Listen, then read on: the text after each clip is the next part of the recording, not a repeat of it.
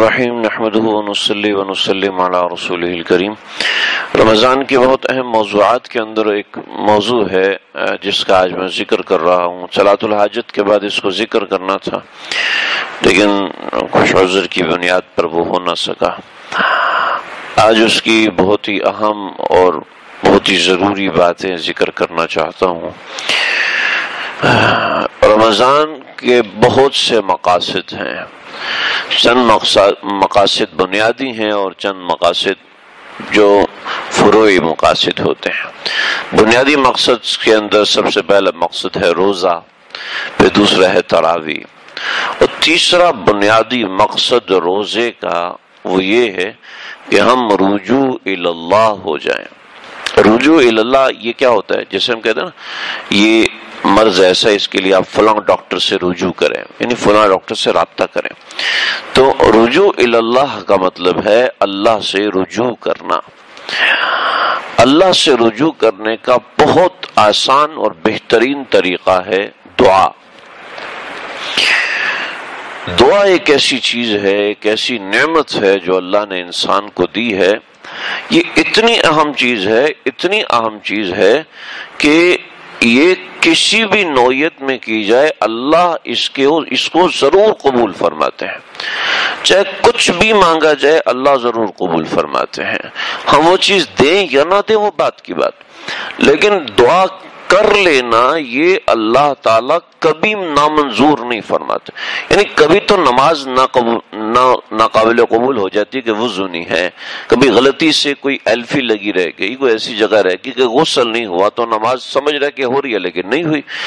لیکن دعا ایک ایسی چیز ہے جو ہر صورت میں ہوتی ہے، یعنی بے وضو مانگو جب بھی ہو جاتی ہے، اگر غسل نہیں ہے، غسل کی حاجت ہے تب بھی ہو جاتی ہے، صاف ستھری جگہ پہ بیٹھ کے مانگ رہے ہیں، مسجد میں مانگ رہے ہیں، دو زانو ہو کے اللہ کے حضور سر بسجود ہو کے مانگ رہے ہیں، اللہ کے حضور ہاتھ اٹھا کے مانگ رہے ہیں، تب بھی اللہ قبول فرماتے ہیں۔ ہاتھ اٹھائے بغیر مانگ رہے ہیں، گندی جگہ پہ مانگ رہے ہیں، تب بھی اللہ قبول کرتے ہیں۔ زبان سے اللہ سے مانگ رہے ہیں تب بھی قبول کرتے ہیں، زبان ہلائے بغیر مانگ رہے ہیں تب بھی اللہ قبول فرماتے ہیں۔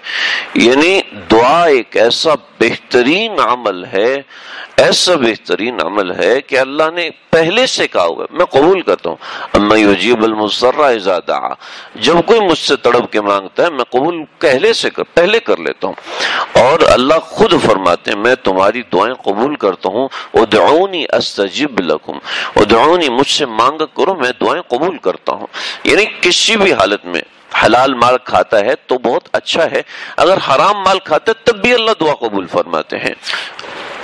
ہاں تلقی بالقبول جو قبول اجابت ہے اس کی قسمیں ہیں، ایک الگ بات ہے۔ تو اس لیے دعا کا اہتمام کثرت سے ہونا چاہیے۔ اس مہینے کے اندر یہ نبی کریم صلی اللہ علیہ وسلم نے ارشاد فرمایا، جہاں فرمایا کہ یہ مواسات کا مہینہ ہے، جہاں فرمایا یہ وہ صبر کا مہینہ ہے، وہاں یہ بھی فرمایا ہے کہ یہ مہینہ دعا کا ہے۔ اور پھر دو دعائیں خود سکھائیں کہ اللہ تعالیٰ سے جنت مانگو، اللہ سے جہنم سے پناہ مانگو۔ تو اس مہینے کے اندر خاص طور پہ دعا کا دھیان دیا جائے۔ امام غزالی رحمۃ اللہ علیہ فرماتے ہیں اس مہینے میں جس چیز کی کثرت کریں گے اس چیز کی کثرت قبولیت میں ہوتی چلی جائے گی پورے سال کے اندر۔ یعنی یہ مہینہ ایسا ہے تو اس کے اندر خاص طور پہ دعا کا اہتمام کیا جائے۔ خاص طور پہ اس مہینے کے اندر کچھ ایسے لمحات ہوتے ہیں جس میں اللہ تعالیٰ دعاؤں کو قبول فرماتے ہیں، جیسے کہ سحری کا وقت ہوتا ہے، جیسے کہ افطاری کا وقت ہوتا ہے، جیسے کہ ختم قرآن کا وقت ہوتا ہے، جیسے کہ تلاوت قرآن کے بعد کا وقت ہوتا ہے۔ چونکہ اس مہینے میں کثرت ہوتی ہے تو اس مہینے میں دعا کا خاص الخاص اہتمام کرنا چاہیے۔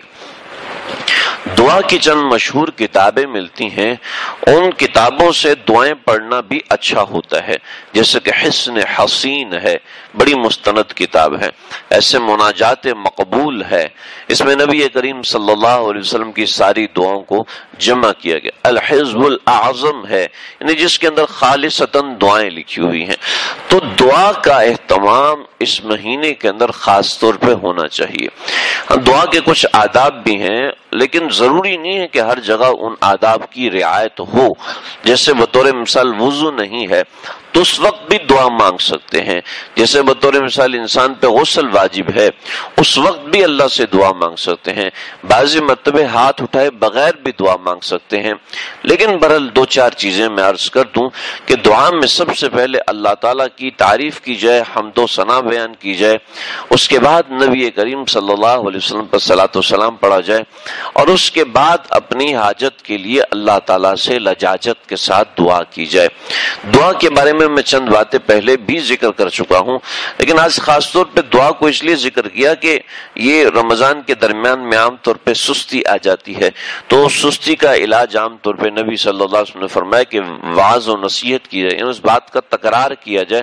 تکرار کرنے جیسا تقرر فی القلب، کہ جب بات کو تکرار سے ذکر کرتے ہیں تو وہ دل میں قرار پکڑ لیتی ہے. تو دعا کا بڑا خاص اہتمام کرنے کی ضرورت ہے. ایک بات اور سمجھ لیں، ایک مرتبہ بعض دفعہ ایسے ہوتا ہے کہ انسان کے پاس مانگنے کے لیے کچھ نہیں ہوتا. اگرچہ مانگنے کی بہت سی چیزیں ہوتی ہیں لیکن بعض مرتبہ ذہن ایسا معوف ہو جاتا ہے کہ مانگنے کے لیے کچھ نہیں ہوتا. تو حضرت شیخ الاسلام حضرت مفتی تقی عثمانی صاحب دامت برکاتہم نے فرمایا کہ پہلے ہم نے ایسا زمانہ دیکھا ہے کہ جب کعبۃ اللہ کے اندر حتیم بھی خالی ہے، ہم طواف کے ہر چکر میں حجر اسود کا بوسہ لیتے تھے، پھر آگے جاتے تھے، پھر اس کے بعد مقام ابراہیم پر کھڑے ہو کے نماز پڑھتے تھے. لمبی نماز پڑھو، چھوٹی نماز پڑھو، کوئی پوچھنے والا نہیں ہے. ریاض الجنہ میں جتنی دیر مرضی بیٹھو، کوئی پوچھنے والا نہیں ہے، کوئی آپ کو ہٹانے والا نہیں ہے. فرمایا کئی دفعہ ایسا ہوا کہ گھنٹوں حتیم میں اکیلا بیٹھا. فرمایا کہ کعبۃ اللہ میں 15 مقامات ہیں جہاں دعا قبول ہوتی ہے. فرمایا کہ ہمارے حضرت ڈاکٹر عبدالحی عارفی رحمۃ اللہ علیہ وہ کسی قبولیت کے مقام پہ تھے تو ہاتھ اٹھا لیے دعا کے لیے. جب دعا کے لیے ہاتھ اٹھائے تو کچھ زبان پہ ہی نہیں آ رہا، کوئی حاجت یاد ہی نہیں آ رہی، اور پھر کہا کہ چلو سوچوں دعائیں معصورہ میں سے، یعنی حدیث کی جو دعائیں ہیں ان میں سے کچھ دعائیں مانگ لیتا ہوں. تو ان میں سے بھی کوئی دعا ربنا تقبل منا اللہم اغفر لنا وذنوبنا واسرافنا، کوئی ایسی دعا یاد ہی نہیں آ رہی. تو جب زبان گنگ ہو گئی، یعنی ذہن میں کچھ آ ہی نہیں رہا، اور پھر ایسا ہوا کہ دل ہی بند ہو گیا کہ بس زبان ہلانے کا دل ہی نہیں کر، اب ہاتھ اٹھا کے بیٹھوں تو گویا کہ مجھے کچھ دل میں آواز آئی کہ تم ہم سے کیا مانگو گے، تم ہم سے کیا مانگو گے، بس سراپا منگتے بند کے بیٹھ جاؤ، ہم ایسے ہی دے دیں گے. یعنی انسان اپنی زبان سے اللہ سے کیا مانگے گا؟ مغفرت مانگے گا، جنت مانگے گا، مال و دولت مانگے گا، اولاد مانگے گا، آسائش مانگے گا، عافیت مانگے گا. ساری دعاؤں کو خلاصہ یہ ہے، نیکی مانگے گا، ہدایت مانگے گا، توفیق مانگے گا، یہ مانگے گا، بس اتنی سی چیز مانگیں گے. تو ہم اللہ سے اتنا کچھ مانگ سکتے ہیں، اس سے بڑا تو ہمارا پیالہ نہیں ہے، اس سے زیادہ ہم مانگ سکتے بھی نہیں، ہمیں آتا بھی نہیں، کیا مانگ لے گا اس کے علاوہ. تو دل میں آواز آئی، دل میں اللہ کے بہت بڑے اللہ والے تھے، اور ڈاکٹر عبدالحی عارفی رحمۃ اللہ علیہ، تو دل میں اللہ کی طرف شیخ پاکستان کے جو صدر تھے، صدر ایوب رحمۃ اللہ علیہ، یہ انہوں نے بہت زور لگایا اور کہا کہ حضرت آپ میرے بچوں کا نکاح پڑھانے آئیں گے. چنانچہ ڈاکٹر عبدالحی عارفی رحمۃ اللہ علیہ تشریف لے کر گئے تو وہاں پر کوئی فوٹوگرافر آیا ہوا تھا، اس نے تصویر کھینچی تو حضرت ڈاکٹر عبدالحی عارفی رحمۃ اللہ علیہ فوراً اٹھے، چہرے کا رنگ زرد ہو گیا، کہا کہ کس نے میری تصویر کھینچنے کی اجازت دے دی، میں فوراً یہاں سے نکلوں گا. تو ہمارے مولانا مفتی حسن امرت سری رحمۃ اللہ علیہ جو جامعہ اشرفیہ کے بانی وہاں موجود تھے، گواہ تھے. فرمایا ڈاکٹر عبدالحی عارفی رحمۃ اللہ علیہ کے پاؤں میں پڑ گئے صدر ایوب، کہا حضرت معاف کر دیں، میں نے نہیں بلایا، یہ خود ہی میڈیا والے آ گئے ہیں، میں ابھی ان کو نکالتا ہوں، ابھی آپ کی تصویریں ہم یہاں سے ختم کرواتے ہیں، آپ برائے مہربانی ایسا نہ کریں، میرے دونوں بیٹوں کا نکاح آپ نے ہی پڑھانا ہے. یعنی بہت اونچی شخصیت تھے۔ تو ڈاکٹر عبدالحی عارفی رحمۃ اللہ علیہ کو اللہ نے یہ بات عطا فرمائی جو تقریباً ہر ایک کے ساتھ ہوتی ہے کہ انسان رمضان کے 8-10 دن دعا مانگے، اب کیا دعا مانگے، اب مزید کیا مانگے، اس کی صحت کے لیے، اس کی صحت کے لیے، اس کی عافیت کے لیے، اس کے دولت کے لیے، رزق کے لیے، فلاں فلاں فلاں فلاں رشتوں کے لیے، ہر چیز کی دعا مانگ لے تو آخر انسان ایک دعا کو 50 دفعہ مانگتا ہے۔ بالآخر انسان ہے تو کوئی ایک چیز استعمال کر کے بور بھی ہو جاتا ہے۔ تو بعض مرتبہ انسان کے دل کو بوریت یا کلفت ہونے لگتی ہے کہ ایک ہی چیز مانگو، ہر دفعہ مانگو عافیت عافیت عافیت، کتنی مانگو، بس ہو جاتی ہے اندر سے۔ تو اس وقت بھی دعا مانگنا نہ چھوڑے۔ یہ کلمات ایسے زبردست ہیں کہ انسان بس دعا کے لیے ہاتھ اٹھا لے، اب دل میں آئے یا نہ آئے، زبان پر آئے یا نہ آئے، کچھ بھی نہیں، چاہے کتنا ہی گندا کیوں نہیں ہے، چاہے کتنے ہی گناہ کیوں نہیں کیے، اللہ کو تنہائی میں ناراض کیا ہے، کیسا بھی ہے، اللہ تعالیٰ دعا سنتے ہیں۔ ہمارے حضرت محمود حسن گنگوہی رحمۃ اللہ علیہ وہ فرماتے ہیں کہ ایک جنگل کے اندر جنگلی خنزیر بہت رہتے تھے اور انہوں نے علاقے اور بستی پر حملہ کیا اور بھیڑ بکریاں اٹھانا شروع کر دیے، اور ایک دفعہ ایسا ہوا کہ علاقے کے 2 بچوں کو اٹھا کے لے گئے اور ان کو چیر پھاڑ کے پھینک دیا۔ اب فیصلہ یہ ہوا کہ بھئی اب تو ان کو رہنے نہیں دینا، چنانچہ جنگل کے چاروں طرف انہوں نے تیل چھڑکا اور تیل چھڑک کے آگ لگائی، جنگل میں مختلف جگہوں پہ بھی تیل ڈالا تاکہ سارا جنگل ختم ہو جائے اور جانور بھی ختم ہو جائے۔ تو اس کے اندر جو جنگلی خنزیر اور سور تھے، لگا کہ ہم نے دیکھا کہ ایک جگہ سارے خنزیر مل کے انہوں نے منہ اوپر اٹھایا اور اوپر اٹھا کے کچھ او کرنے لگے، آوازیں نکالنے لگے، حالانکہ بہت مکار قسم کا جانور ہے یہ خنزیر۔ تو لگے کچھ دیر کے بعد دیکھا کہ نہ جانے کہاں سے گھٹا آئی اور گھٹا نے آ کے اس ساری کی ساری آگ کو بجھا دیا۔ جو اللہ خنزیروں کی سنتا ہے تو وہ اللہ مسلمانوں کی رمضان میں نہیں سنے گا۔ اللہ ضرور دعا سنتے ہیں، بس ہم اللہ سے مانگنے والے بنے، اور مانگنے کے لیے زبان ہلانا، لب ہلانا، دل میں آنا یہ کوئی ضروری نہیں، بس اللہ کے سامنے منگتے بن جائیں۔ منگتا کسے کہتے ہیں؟ منگتا کہتے ہیں کہ جو ہر وقت مانگتا ہی رہتا ہے، جو کبھی اس سے مانگتا ہے، کبھی اس سے مانگتا ہے، کبھی اس سے مانگتا ہے، لوگ تنگ آ جاتے ہیں۔ تو اللہ کے سامنے منگتا بڑا قبول ہے، اللہ کو منگتا انسان بڑا اچھا لگتا ہے۔ وہ منگتا نہیں جو لوگوں سے مانگے، وہ منگتا جو اللہ سے مانگے، اللہ کو بندہ بہت پسند ہے۔ چاہے کچھ بھی سمجھ میں نہیں آتا، ہاتھ اٹھا کے بیٹھ جائے، ہاتھ اٹھانے کا دل نہیں کرا، سراپا عاجزی ان کی ساری، ہاتھ جوڑ کے اللہ کے دربار میں اللہ سے دعا مانگنا شروع کر دے۔ دعا کرنے کے لیے ہاتھ اٹھانا بھی ضروری نہیں ہے، ہاتھ اٹھانا بھی مستحب ہے، اور اس استحباب کے اندر مختلف سنتیں ہوتی ہیں کہ یہ انسان کا سینہ سینے سے تھوڑا سا اوپر یہاں تک ہاتھ اٹھائے جائیں، اور انگلیاں کا رخ قبلے آسمان کی طرف ہونا چاہیے، ہتھیلیوں کا رخ آسمان کی طرف ہونا چاہیے، یعنی اس طریقے سے انسان دعا کرے۔ دعا کے بعد چہرے پہ ہاتھ پھیر لے، یہ بھی مستحب اور مسنون ہے۔